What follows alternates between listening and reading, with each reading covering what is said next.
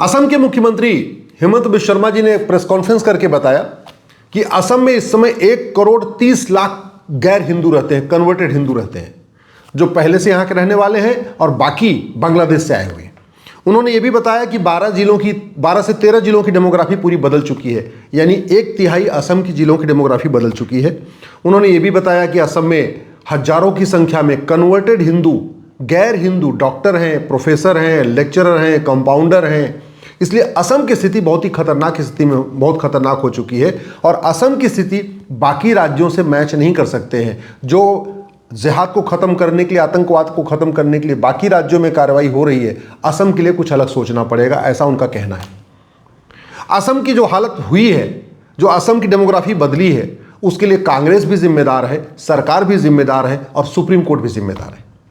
कांग्रेस की सरकार ने 1946 के इस घटिया फॉरेन एक्ट को बदला ही नहीं। नतीजा ये हुआ, आराम से रोहिंग्या बांग्लादेशी आके असम में बसते चले गए। कड़वी सच्चाई ये भी है कि उस समय ज़्यादातर समय आज़ादी के बाद वहाँ पे कांग्रेस की सरकार रही और कांग्रेस की सरकारों ने, कांग्रेस के नेताओं ने, कांग्रेस के सांसदों विधायकों ने वोट की खातिर बांग्लादेशियों को बसाने में भी मदद किया। असम की जो डेमोग्राफी बदली है उसका दूसरा बड़ा कारण है 1955 का सिटीजनशिप एक्ट। ये कानून महा घटिया है, महा सड़ा हुआ है। आराम से लोगों को भारत की नागरिकता मिलती गई और बाद में तो राजीव गांधी ने सेक्शन 6 से जोड़ के जितने बांग्लादेशी यहाँ आए थे उनको लीगलाइज भी कर दिया। एक अनुमान के अनुसार लगभग 60 लाख उन्होंने बांग्लादेशियों को भारत का नागरिक बना दिया था, एक धारा जोड़ के, सेक्शन 6 से जोड़ के।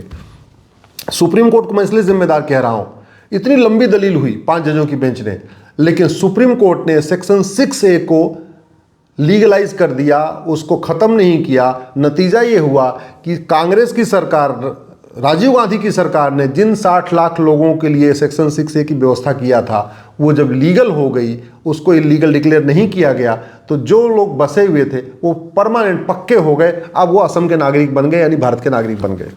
तीसरी घुसपैठ का मूल कारण है भ्रष्टाचार और असम में बड़े पैमाने पर भ्रष्टाचार है। असम में तो बाकी जगहों पे तो फर्जी आधार जो है 2,000 रुपये में बनता है, असम में तो फर्जी आधार 1,000 रुपये में बन जाता है। इतना भ्रष्टाचार है वहाँ के लेखपाल, पटवारी। और भ्रष्टाचार का ही परिणाम था कि एक बार वहाँ NRC हुई सुप्रीम कोर्ट के आदेश पे, वो NRC फेल हो गई, क्योंकि जब तक NRC चलती रही, जब तक ये प्रक्रिया चलती रही, इस बीच घुसपैठियों ने 2,000 रुपये दे के, 1,500 रुपये दे के आधार बनवा लिया। फिर जब आधार बन गया घुसपैठियों का तो उन्होंने राशन कार्ड बनवा लिया। जब उनके पास 2 डॉक्यूमेंट हो गए, फिर उन्होंने दलालों को पैसा दिया, ड्राइविंग लाइसेंस बनवा लिया, बर्थ सर्टिफिकेट बनवा लिया, वोटर ID में नाम जुड़वा लिया, सब कुछ करा लिया। तो आज की डेट में असम में जितने कागज भारतीयों के पास हैं, असमियों के पास हैं, उससे ज़्यादा कागज बांग्लादेशियों के पास है। ये क्यों हुआ? क्योंकि भ्रष्टाचार चरम पे है और भ्रष्टाचार अभी तक वो कम नहीं हुआ है। असम की स्थिति अगर बदलना है तो आपको वहाँ पे रेडिकल चेंज लेना पड़ेगा। असम की चूँकि स्थिति ज़्यादा खतरनाक है, जहाँ बीमारी ज़्यादा होती है वहाँ दवाई का डोज बढ़ाना पड़ता है। बीमारी की चर्चा करने से बीमारी ठीक नहीं होती है। डॉक्टर का काम बीमारी की चर्चा करना नहीं है, डॉक्टर का काम बीमारी को जड़ से ख़त्म करना। उसके लिए 2 टैबलेट देना पड़े, 2 इंजेक्शन देना पड़े, कीमोथेरेपी करना पड़े, ऑपरेशन करना पड़े, सुन्न करना पड़े, जो करना है करना पड़े। डॉक्टर का काम बीमारी की चर्चा करना नहीं, डॉक्टर का काम ख़त्म करना। और बीमारी जितना जल्दी ख़त्म कर दी जाए उतना अच्छा होता है, क्योंकि समय के साथ बीमारी बढ़ती है। आंख बंद कर लेने से, इंतज़ार करने से कभी बीमारी कम नहीं होती, बीमारी बढ़ती जाती है। असम में लव जिहाद बड़े पैमाने पे है और वो इसलिए हो रहा है लव जिहाद क्योंकि न तो केंद्रीय स्तर पे लव जिहाद के खिलाफ कोई कठोर कानून है, न BNS में लव जिहाद के लिए कोई धारा है और न असम की सरकार ने लव जिहाद पे कोई कठोर कानून बनाया है। असम में बहुत बड़े पैमाने पर लैंड जिहाद हो रहा है, क्योंकि लैंड जिहाद, ज़मीनों पर अतिक्रमण करना कोई गंभीर अपराध नहीं है। न BNS में उस पर कोई धारा है, न असम की सरकार ने उस पर कोई कठोर कानून बनाया।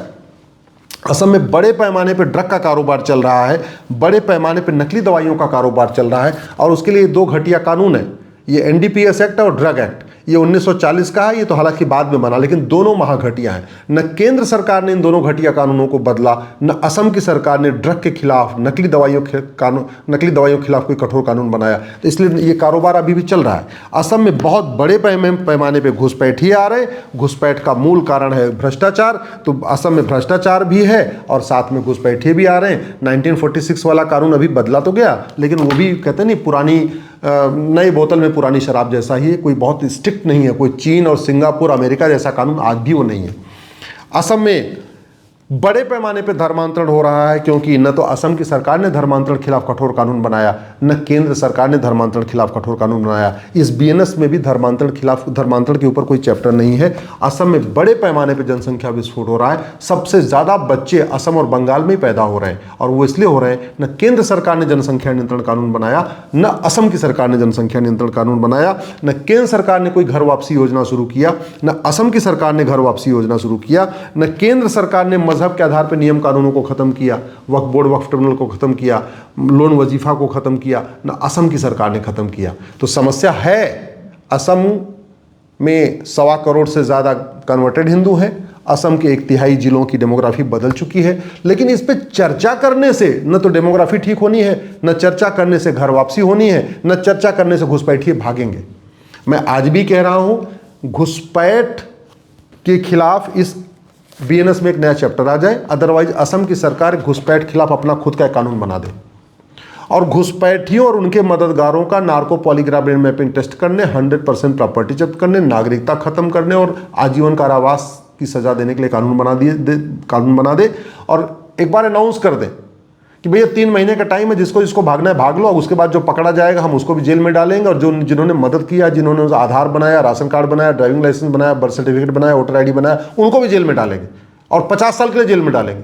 किसने रोका हुआ है कानून बनाने से? कोई ना अमेरिका रोक सकता है, ना चीन रोक सकता है, ना जापान रोक सकता है। हमारी स्थिति है, हमारे जो खतरे हैं उससे निपटने के लिए हम चाहे जैसा कानून बना सकते हैं। देखिए, भगदड़ हो जाएगी, असम खाली हो जाएगा।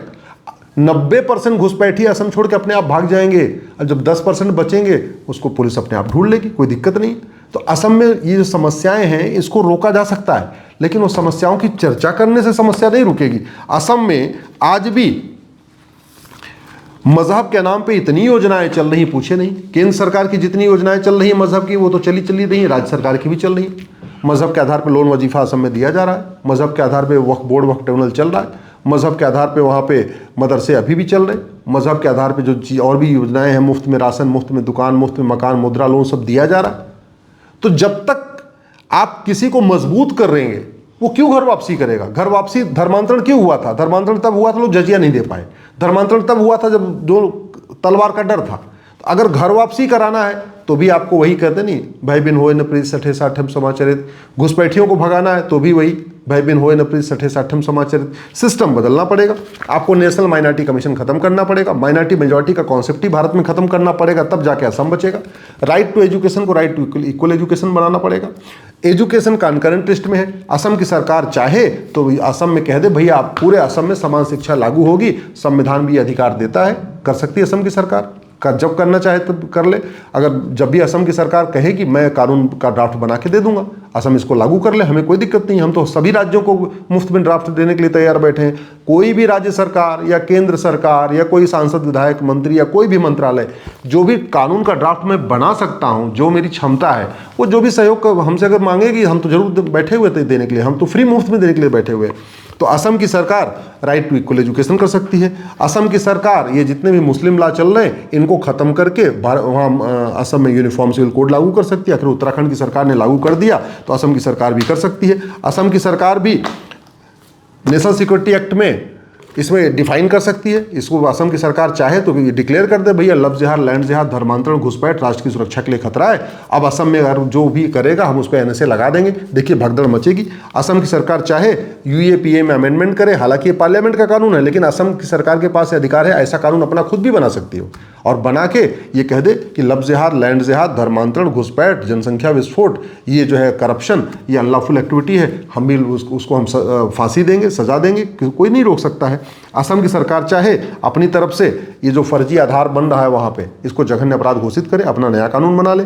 चूंकि आधार में अलाउ कर दिया है, सबसे बड़ा ब्लंडर यही हुआ कि आधार हमने विदेशियों के लिए भी खोल दिया और सब आधार बनवाते जा रहे हैं। तो जब तक कॉमन सर्विस सेंटर पे कंट्रोल नहीं होगा, कॉमन सर्विस सेंटर कौन चला रहा है? वही चला रहा है भाई। जो 1.25 करोड़ है वो डॉक्टर है, इंजीनियर है, तो कॉमन सर्विस सेंटर भी वही चलाने वाले, और कॉमन सर्विस सेंटर वो चला रहे हैं और आराम से उनका घुसपैठिए कानून कॉमन सर्विस सेंटर चला रहे हैं, घुसपैठिए ही आधार बनवा रहे हैं, आराम से बनता जा रहा है। समाधान वही है कि आपको कानून बदलना पड़ेगा। असम को अपनी पुलिस भी ठीक करनी पड़ेगी, पुलिस से भ्रष्टाचार खत्म करना पड़ेगा। जब तक पुलिस आपकी मॉडर्न नहीं होगी, पुलिस आपकी जो है इंडिपेंडेंट नहीं होगी, पुलिस आपकी जो है पूरी तरीके से असम के लिए डेडिकेटेड नहीं होगी, तब तक आप प्रॉब्लम को ठीक नहीं कर सकते। असम में बहुत बड़े पैमाने पे फंडिंग हो रही है क्योंकि FCRA कानून तो खत्म नहीं हुआ। असम में बहुत बड़े पैमाने पे बैंकों के जरिए फंडिंग हो रही है क्योंकि यूनिफॉर्म बैंकिंग कोड आज तक लागू नहीं हुआ। असम में बड़े पैमाने पे हवाला के जरिए फंडिंग हो रही है। हवाला कारोबार तो तभी रुकेगा जब ये घटिया कानून बदलेगा और 100 रुपये से बड़ी नोट बंद होगी। असम में बहुत बड़े पैमाने पे काला धन से फंडिंग हो रही है, वो तो तभी रुकेगा जब ये घटिया कानून बदलेगा और 1000 रुपये से ऊपर कैश लेन देन बंद होगा। असम की सरकार चाहे तो वो कह दे भैया हम 1000 रुपये से ऊपर कैश लेन देन नहीं चलेंगे, यहाँ तो आपको हर चीज़ ऑनलाइन करना पड़ेगा, अपने आप वो पकड़े जाएंगे। असम में बहुत बड़े पैमाने पे बेनामी लेन देन हो रहा है, तो असम की सरकार चाहे तो 10,000 रुपये से ऊपर आधार अनिवार्य करने के लिए खुद भी कानून बना सकता है। असम की सरकार के पास है, असम पूर्ण राज्य है, असम के पास ये अधिकार है, अपना खुद भी कर सकते हैं। नकली दवाइयों का जो कारोबार चल रहा है उसके लिए आपको असम की सरकार खुद भी कर सकती है।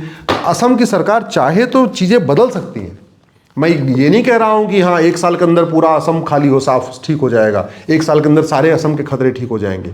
असम सरकार चाहे तो जनसंख्या नियंत्रण कानून बना सकती है। अब आप सोच रहे हो कि जनसंख्या नियंत्रण कानून तो बना दें, लेकिन कोई मानेगा नहीं। मैं गारंटी के साथ कह रहा हूँ मानेंगे, 100% मानेंगे। उसको सिटीजनशिप के साथ जोड़ दीजिए कि भैया जो हम 3 बच्चे तक छूट कर दीजिए, चलो हम 2 हमारे 2 नहीं तो हम 2 माने 3 सही, तीसरे के बच्चे चौथा जो करेगा उसकी भारत की नागरिकता खत्म हो जाएगी। ये असम की सरकार कर सकती है, अपना खुद का कानून बना सकती है। बच्चा पैदा करना कोई फंडामेंटल राइट नहीं है। बच्चा पैदा करना संविधान फंडामेंटल राइट नहीं देता। इनफैक्ट संविधान में तो population control and family planning लिखा हुआ है और कॉन्करेंट लिस्ट में है। इसका मतलब पॉपुलेशन कंट्रोल ला असम की सरकार भी बना सकती है, केंद्र सरकार भी बना सकती है। केंद्र सरकार ने नहीं बनाया तो नहीं बनाया, असम की सरकार बना सकती है। इसलिए मैं माननीय हेमंत शर्मा जी से आग्रह कर रहा हूं, आप शुरुआत करिए। शुरुआत करेंगे तभी 1 साल 2 साल 3 साल के बाद इस चीज़ें कंट्रोल में आएंगी। नहीं तो जिस हिसाब से असम में जनसंख्या विस्फोट हो रहा है, जिस हिसाब से असम में घुसपैठिए अभी भी आ रहे हैं, जिस हिसाब से असम में घुसपैठिए वहाँ पे अत्याचार कर रहे हैं, जिस हिसाब से असम में घुसपैठिए डेमोग्राफी को बदल रहे हैं, 2-3 साल के बाद वहाँ स्थिति संभालने लायक नहीं बचेगी। और माननीय मुख्यमंत्री जी को मैं धन्यवाद दूंगा कि उन्होंने सारी कड़वी सच्चाई को कह दिया। उन्होंने ये भी कह दिया कि 10 साल के बाद असम को संभालना मुश्किल हो जाएगा, ये कड़वी सच्चाई है। लेकिन 10 साल के बाद वो स्थिति ना आए, वो उसके इलाज आज ही करना पड़ेगा। अगर फर्स्ट स्टेज में कैंसर का इलाज हो जाए तो सेकंड स्टेज नहीं जाएगा, सेकंड में इलाज हो जाए तो थर्ड स्टेज नहीं आएगा, थर्ड स्टेज में कैंसर का इलाज हो जाए तो फोर्थ स्टेज नहीं आएगा, फोर्थ में अगर इलाज हो जाए तो आदमी मरेगा नहीं, बच जाएगा। तो आपको इलाज तो करना ही पड़ेगा। अगर हम इलाज नहीं करेंगे तो फर्स्ट स्टेज का कैंसर सेकंड में जाएगा, सेकंड स्टेज का कैंसर थर्ड में जाएगा, थर्ड का फोर्थ में जाएगा। जैसे डॉक्टर का काम है दवाई देना, और जो दवाई देना चाहिए वो दे, बस जिंदगी बचाए। ड्राइवर का काम है अच्छी तरीके गाड़ी चलाना, जो करना है वो करे लेकिन गाड़ी यात्रा सुरक्षित हो।